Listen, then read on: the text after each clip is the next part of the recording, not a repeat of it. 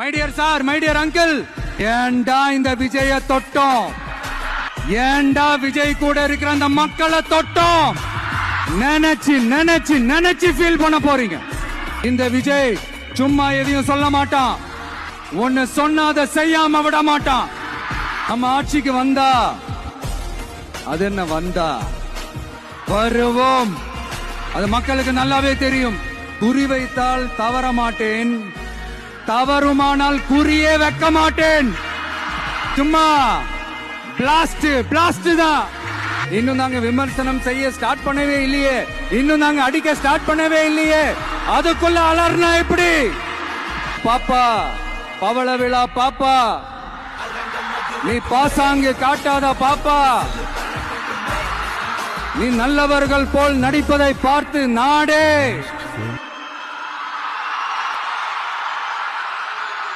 இவங்க கொள்கையே கொள்ளைதானே. எப்படி? இவங்க கொள்கையே கொள்ளைதானே. இதெல்லாம் யாருக்கு சொல்றோம், எதுக்கு சொல்றோம்னு புரிய வேண்டியவங்களுக்கு புரிஞ்சா நல்லா இருக்கும். நாட்டுக்காக உழைப்பதற்கே அண்ணா பிறந்தார்.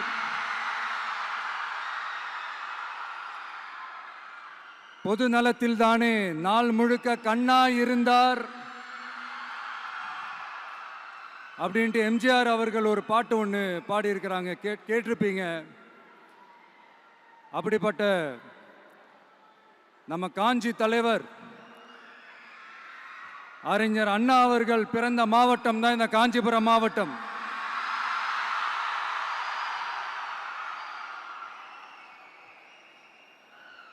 தன்னுடைய வழிகாட்டின்றதுனாலேயே தான் ஆரம்பிச்ச கட்சியினுடைய கொடியில அறிஞர் அண்ணா அவர்களை வச்சவர் எம்ஜிஆர். ஆனா அறிஞர் அண்ணா அவர்கள் ஆரம்பிச்ச அந்த கட்சியை அதுக்கப்புறம் கைப்பற்றினவங்க என்னெல்லாம் பண்றாங்கன்னு நான் சொல்லிதான் உங்களுக்கு தெரியணுமா என்ன? மக்களே, உங்களுக்கு தான் அது நல்லா தெரியுமே.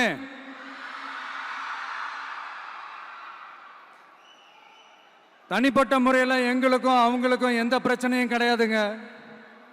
எந்த வாய்க்கா வரப்பு தகராறுலாம் எதுவுமே கிடையாதுங்க. அப்படியே இருந்தாலும் அது நம்ம கண்டுக்கவே போறது இல்லைங்க. தனிப்பட்ட முறையில் அவங்களுக்கு வேணா நம்ம மேல வன்மத்தோட இருக்கலாங்க. ஆனா நாமெல்லாம் அப்படி கிடையவே கிடையாதுங்க. ஆனா உங்களை என்ன நம்ம எல்லாரையும் பொய் சொல்லி நம்ப வச்சு ஓட்டு போட வச்சு ஏமாத்தினாங்கல்ல,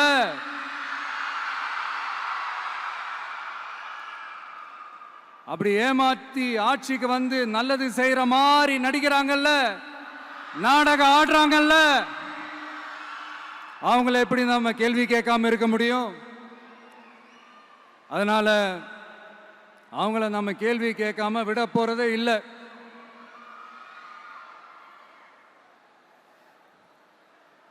இதையே நான் காஞ்சிபுரம் மாவட்டத்தில் இருந்து நான் சொல்றேன்னா, தெரிஞ்சோ தெரியாமலோ இந்த மாவட்டத்துக்கும் நமக்கும் ஆட்டோமேட்டிக்காவே ஒரு கனெக்ஷன் ஒன்று ஏற்படுதுங்க.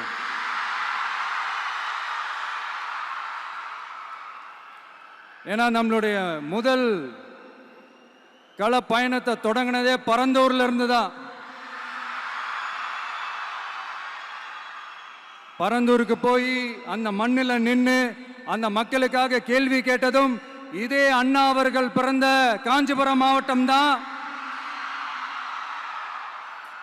இன்னைக்கு ஒரு பெரிய மனவேதனைக்கு அப்புறம் இந்த மக்கள் சந்திப்பு நிகழ்ச்சிக்கு வந்திருக்கிறதும் அதே அண்ணா அவர்கள் பிறந்த காஞ்சிபுரம் மாவட்டம் தான்.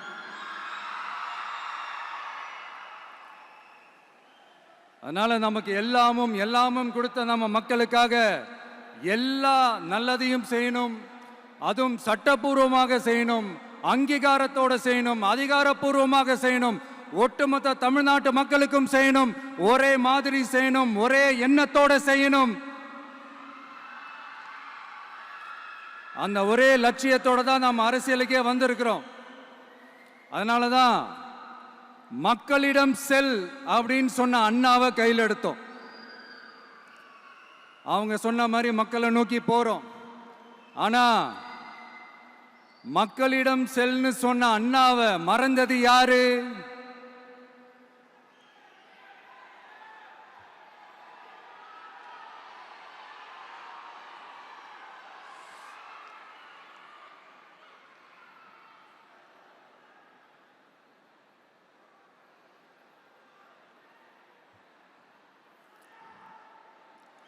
கொள்கையா? அதனப்பா கிலோ என்ன விலை என்னன்னு கேட்கிற அளவுக்கு அப்படி ஒரு கட்சியை ஒன்று நடத்திக்கிட்டு அந்த கட்சியினுடைய தலைவர் தமிழ்நாட்டு முதல்வர் சொல்றாரு, நமக்கு கொள்கை இல்லையா? எப்படி நமக்கு கொள்கை இல்லையா? பிறப்புக்கும் எல்லா உயிருக்கும்னு ஒரு அடிப்படை கோட்பாட்டை நம்ம கட்சியினுடைய ஒரு முக்கிய கோட்பாட்டை அறிவிச்ச நமக்கு கொள்கை இல்லையா? எல்லாருக்கும் எல்லாமும் கிடைக்கணும், சமூக நீதி கிடைக்கணும், அந்த சமூக நீதி உண்மையான சமூக நீதியா இருக்கணும், சாதி வாரி கணக்கெடுப்பு நடத்தணும்னு ரொம்ப ஸ்ட்ராங்கா சொன்ன நமக்கு கொள்கை இல்லையா? CAA அறிவிச்சதுக்கு அப்புறம் அப்ப நம்ம கட்சி ஆரம்பிக்கிறதுக்கு முன்னாடியே எதிர்த்த நமக்கு கொள்கை இல்லையா? வகுப்பு சட்டத்தை எதிர்த்து உச்ச நீதிமன்றத்துக்கு முதல்ல போன நமக்கு கொள்கை இல்லையா?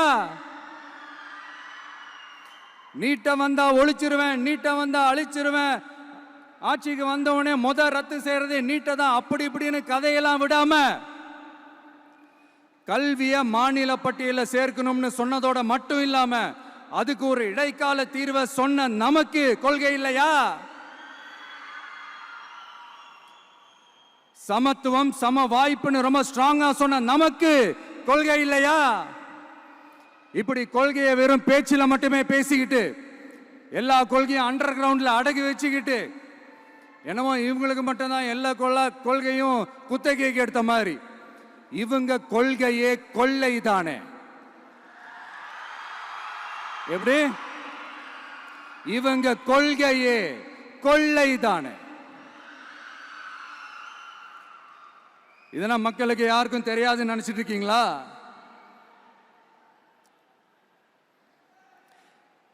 எங்க கட்சி ஒன்றும் சங்கரமணம் இல்லைன்னு சொன்னது யாரு?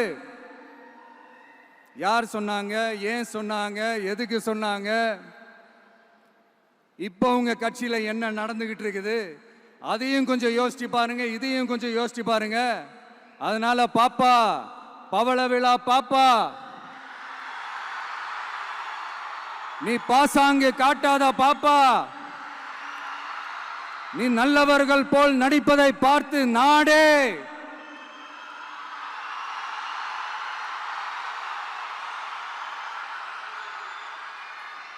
பாப்பான்னு சொன்னோம்.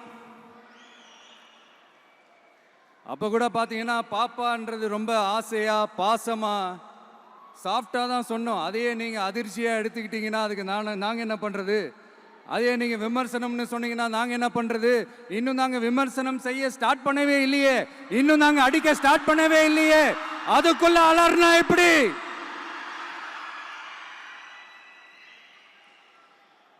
அதனால உங்க அரசவை புலவர்கள் யாராவது இருந்தாங்கன்னா கர்ச்சீஃப் எடுத்து அவங்க கண்ணீரை துடைத்து விடுங்கள். சரி, அது அவங்க பிரச்சனை, அவங்க பார்த்துக்கிட்டோம். நமக்கு எப்பவுமே மக்கள் தாங்க, மக்களுடைய பிரச்சனை பத்தி பேசுறது தான். இன்னைக்கு நம்ம காஞ்சிபுரம் மாவட்டத்துக்கு வந்திருக்கிறோம். இங்க மக்கள் ஃபேஸ் பண்ற அந்த பிரச்சனையை பத்தி நம்ம பேசி ஆகணும்.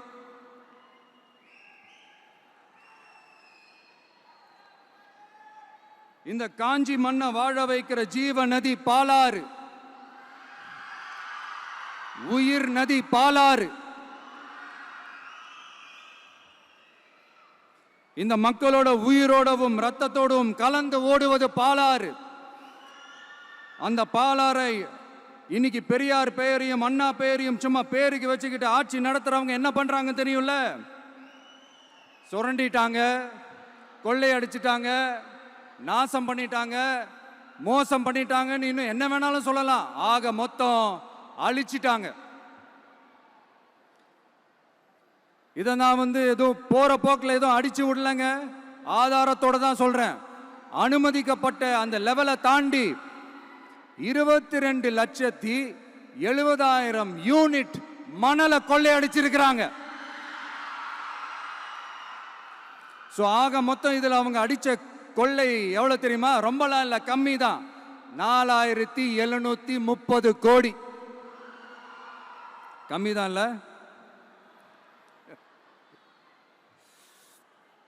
இதுக்கெல்லாம் அவங்க ஆதாரம்லாம் கேட்க முடியாது. ஏன்னா இந்த ஆதாரம்லாம் ஆல்ரெடி கோர்ட்ல இருக்குது, அமலாக்கத்துறை டிபார்ட்மெண்ட்ல இருக்குது. அந்த டிபார்ட்மெண்ட்ல வேலை செஞ்ச சில நல்லவர்கள் அவங்க அடிச்ச அந்த கொள்ளையெல்லாம் தாங்க முடியாம வெளியில சொன்ன அந்த ஆதாரங்கள், இதெல்லாம் சம்பந்தப்பட்டவங்களுக்கு இன்னும் நல்லாவே தெரியும். அதனால இது சம்பந்தமா ஆதாரங்களை கொடுலாம் அவங்க கேட்க முடியாது.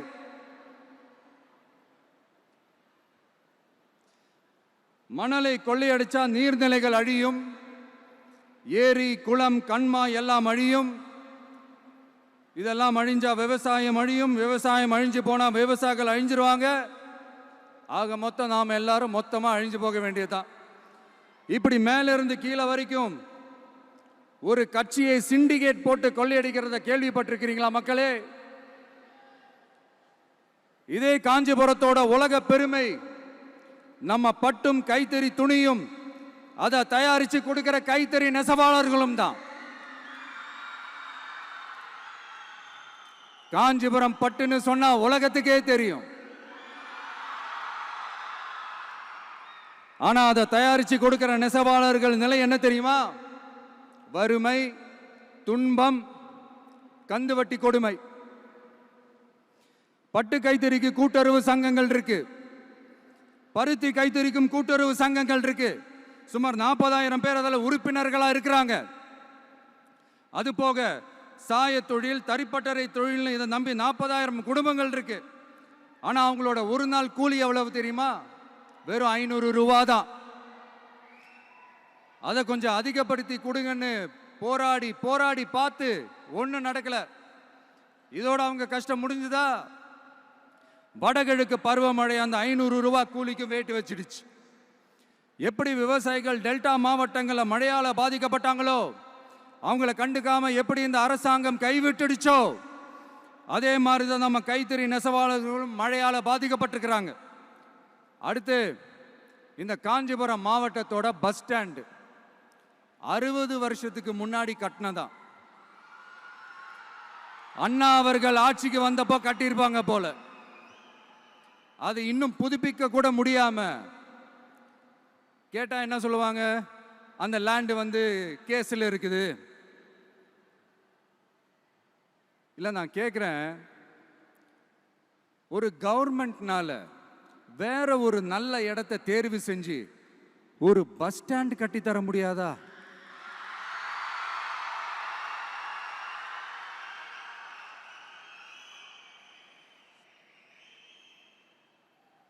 பிரச்சனை என்ன தெரியுமாங்க? அவங்களுக்கு மக்களை பத்தி யோசிக்கிறதுக்கே நேரம் இல்லை, அதுதான் பிரச்சனை.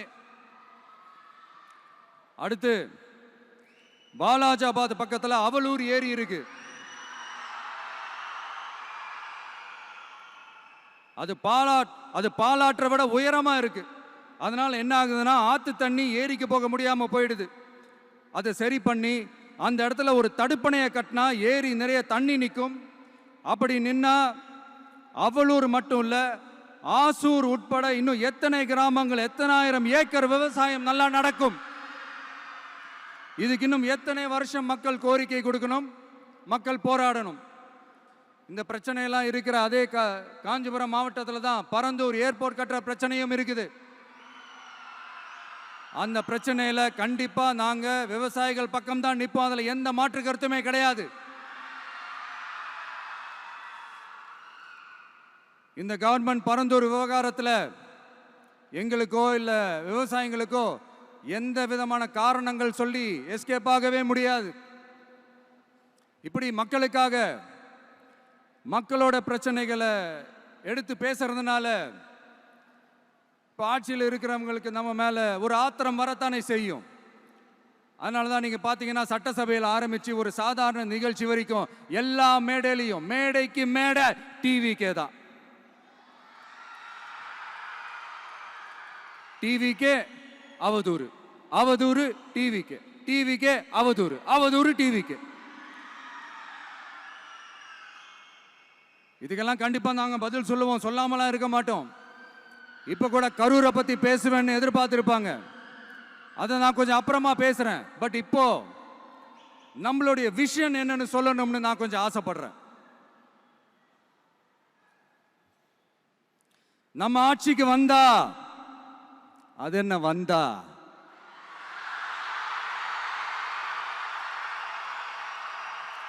வருவோம். மக்கள் கண்டிப்பா நம்மளை வர வைப்பாங்க. மக்களுக்கான ஆட்சியை மக்களே விரும்பி வர வைக்கத்தானே செய்வாங்க. அப்படி மக்களால் அமைக்கப்பட போற நம்ம ஆட்சியில நம்ம என்ன செய்ய போறோம்ன்றது அதுக்கான அந்த தேர்தல் அறிக்கையில் அதுக்கான விளக்கத்தை டெஃபினட்டா கொடுப்போம். பட் அதுக்கு முன்னாடி ஒரு சின்னதா லைட்டா நான் கொஞ்சம் அதை சொல்லணும்னு ஆசைப்படுறேன். எல்லாருக்கும் நிரந்தரமான வீடு இருக்கணும்.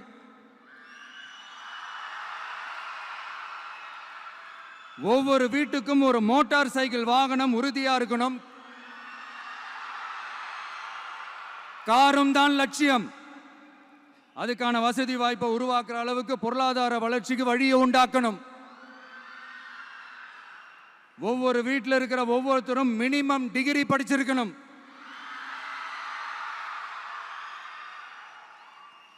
ஒவ்வொரு வீட்டிலையும் குறைந்தபட்சம் ஒருத்தருக்கு நிரந்தர வருமானம் கிடைக்கணும். அதுக்கான வேலை வாய்ப்பை உருவாக்கணும். அதுக்கு தகுந்த மாதிரி கல்வியில பாடத்திட்டத்தில் சீர்திருத்தம் செய்யணும். கவர்மெண்ட் ஹாஸ்பிட்டல்ஸுக்கு மக்கள் எல்லாரும் பயம் இல்லாம நம்பி போற மாதிரி மாத்தணும். பருவமழை காலத்தில் ஏற்படுற வெள்ளத்தால ஊரும் சரி மக்களும் சரி விவசாயமும் சரி பாதிக்கப்படாம இருக்கணும். அதுக்கு 4000 கோடி திட்டம்னு ஒரு உருட்டுனாங்களே, அந்த மாதிரிலாம் எதுவும் இல்லாம உண்மையான ஒரு பாதுகாப்பு திட்டத்தை உருவாக்கணும். மீனவர்களோட, தொழிலாளர்களோட, நெசவாளர்களோட, அரசு ஊழியர்கள் மற்றும் ஆசிரியர்களோட கருத்து கேட்டு அவங்களுக்கான பாதுகாப்பு மற்றும் வளர்ச்சி திட்டங்களை உருவாக்கணும். உருவாக்குறது மட்டும் இல்லை, அதை செயல்படுத்தணும். முக்கியமாக இண்டஸ்ட்ரியல் டெவலப்மெண்ட்ஸில் கான்சென்ட்ரேட் பண்ணணும். எல்லாத்தையும் விட ரொம்ப ரொம்ப முக்கியம், சட்டம் ஒழுங்க ரொம்ப ஸ்ட்ரிக்டாக வச்சிருக்கணும். நம்மளுடைய அம்மா, அக்கா, தங்கச்சிகள், அவங்களுடைய பிள்ளைகள், குழந்தைகள் எல்லாருக்கும் பாதுகாப்பை, அதுவும் உண்மையான ஸ்ட்ராங்கான பவர்ஃபுல்லான பாதுகாப்பை உண்டாக்கணும். அண்ணா யூனிவர்சிட்டியில நடந்த அந்த பெண்ணுக்கு நடந்த அந்த பிரச்சனை மாதிரியோ, இல்ல கோவையில் நடந்த அந்த கல்லூரி பெண்ணுக்கு நடந்த பிரச்சனை மாதிரியோ அதெல்லாம் நடக்க விடவே கூடாது. நம்ம வீட்டு பெண்கள் ஸ்ட்ராங்கா, பயமே இல்லாம தைரியமா இருக்கணும்.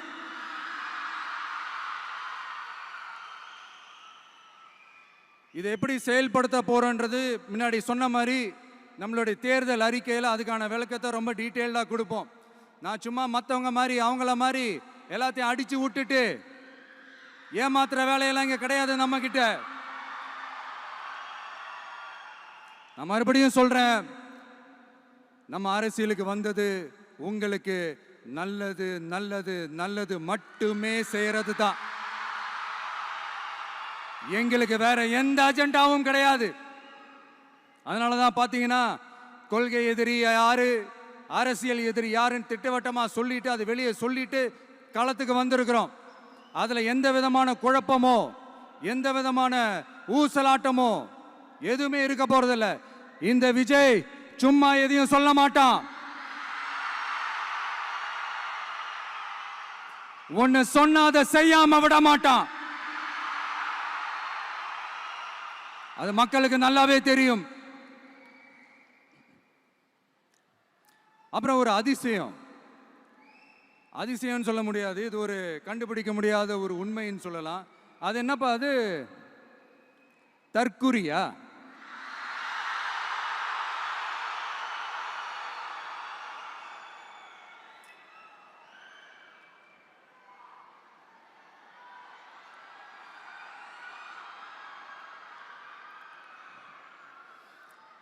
நம்ம டிவிகேக்கு சப்போர்ட் பண்ற கோடிக்கணக்கான லட்சக்கணக்கான மக்கள், நம்மளுடைய நண்பா நண்பிகள், நம்மளுடைய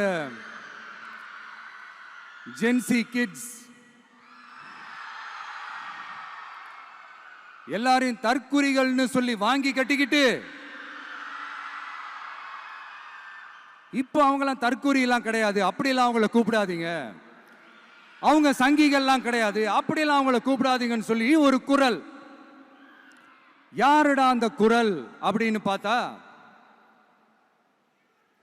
இப்ப ரீசெண்டா அறிவு திருவிழான்னு ஒண்ணு நடத்தினாங்கல்ல, சாரி அவதூறு திருவிழா. அதுல அவங்க தலைமையே குழப்பற மாதிரி, அறிவு கண்ணை திறந்து வைக்கிற மாதிரி ஒருத்தர் பேசியிருக்கிறார். அவர் யாருன்னா அது அவங்களோட எம்எல்ஏவே. அந்த எம்எல்ஏ யாருன்னா நம்மளுடைய கொள்கை தலைவர்கள் ஒருத்தரான மக்கள் சேவகர் அஞ்சலை அம்மாளோட சொந்தக்காரர். என்னடா இது இப்படி ஆகி போச்சு? டிவிகேக்கு சப்போர்ட் பண்ற மாதிரி நம்ம கட்சியிலேருந்தே ஒரு குரல் வருதுன்னு சொல்லி தலைமையில் ஃபுல்லா கன்ஃபியூஷன். அந்த கன்ஃபியூஷன் இதோட நிக்காது. அந்த ஆதரவு குரல் ஒரு வீடு விடாம, ஒரு இடம் விடாம, எல்லா இடத்துலயும் எல்லா வீட்லயும் இன்னும் பலமா எதிரொலிக்கு தான் இல்லையான்னு பாருங்க. சும்மா பிளாஸ்ட் தான்.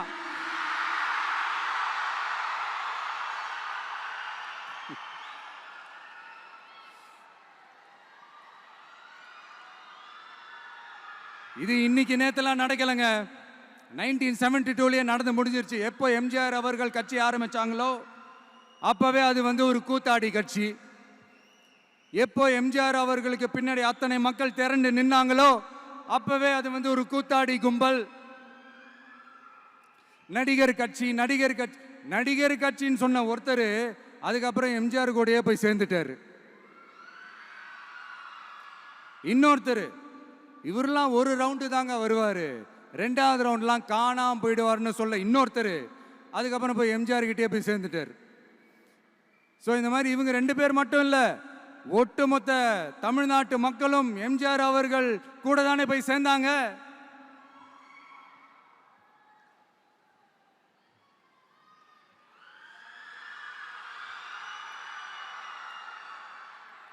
அதனால இது வரலாறு. இந்த வரலாறு நம்மளை விட அவங்களுக்கு இன்னும் நல்லாவே தெரியும். அதனால தான் பார்த்தீங்கன்னா 53 வருஷமா அதே கதறல்கள். கூத்தாடி கூட்டம், நடிகர் கட்சி, நடிகர் கூட்டம், இப்படி. மர்மயோகின்ற ஒரு படத்தில் அவருடைய கேரக்டர் பேர் கரிகாலன். அதில் ஒரு சூப்பர் டயலாக் ஒன்று சொல்லியிருப்பார். குறி வைத்தால் தவற மாட்டேன், தவறுமானால் குறியே வைக்க மாட்டேன்.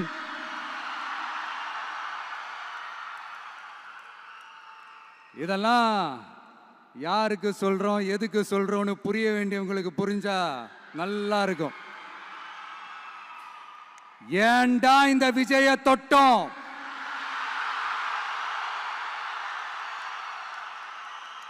ஏண்டா விஜய் கூட இருக்கிற அந்த மக்களை தொட்டோம்? நினைச்சு ஃபீல் பண்ண போறீங்க.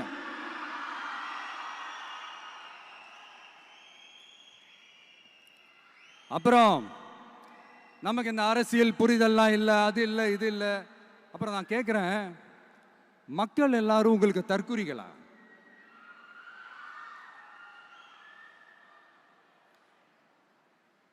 அதே மக்களோட ஓட்டு வாங்க போற நாம தற்குறிகள்னா, அப்ப இவ்வளவு நாள் அதே மக்கள் கிட்ட இருந்தானே நீங்க ஓட்டு வாங்கிட்டு இருந்தீங்க. அப்ப நீங்க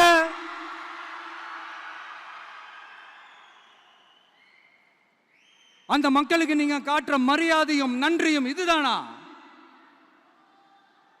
ஒண்ணு மட்டும் சொல்றேன், எழுதி வச்சுக்கோங்க. இந்த தற்குறின்னு சொல்றீங்கல்ல, இந்த தற்குறிகள்லாம் ஒன்னா சேர்ந்துதான் வாழ்நாள் பூரா விடையை கண்டுபிடிக்காத முடியாத அளவுக்கு உங்க அரசியலே ஒரு கேள்விக்குறியாக்க போறாங்க.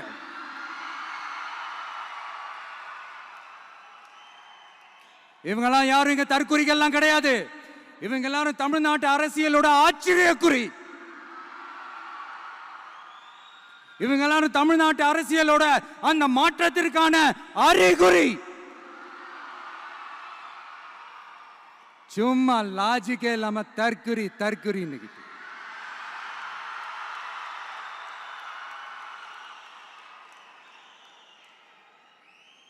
நண்பா, நம்பி,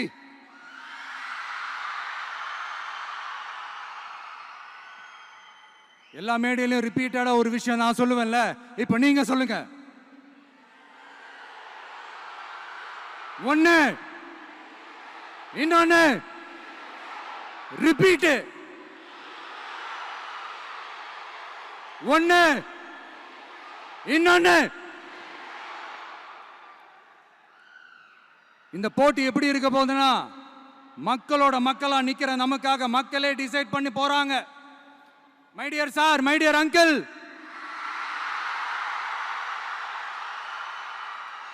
ஆல்ரெடி டிசைட் பண்ணியாச்சு. கான்பிடென்டா இருக்க மக்களே, நல்லதே நடக்கும், வெற்றி நிச்சயம். மீண்டும் சந்திக்கும் வரை நன்றி, வணக்கம்.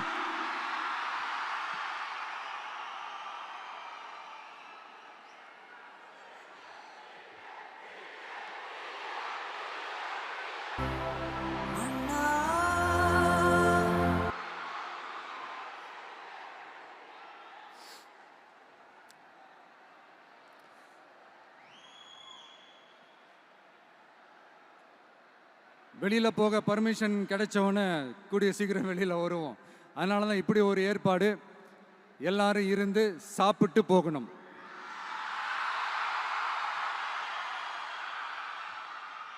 நன்றி, வணக்கம். சொல்ல மறந்துட்டேன், என் நெஞ்சில் குடியிருக்கும்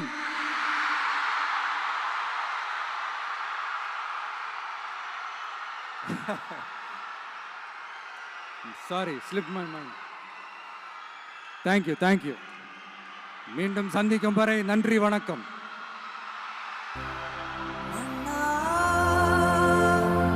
எங்க உரிமை காவல்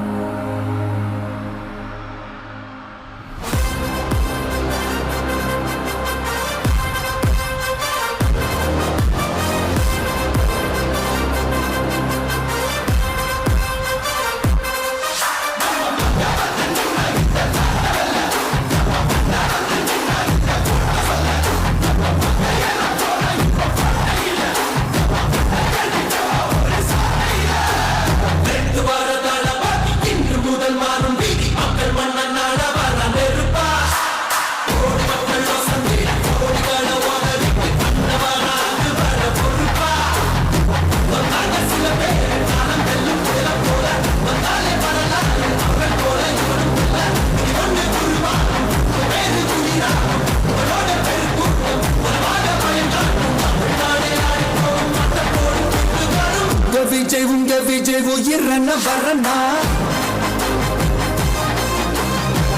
விஜய் எளியவன் குரல்னா விஜய் தனியால் இல்ல கடல்னா விஜய் எளியவன் குரல்னா விஜய் தனியால் இல்ல கடல்னா மக்கள் தானே மன்னர்களை உனக்கு காட்ட வரனா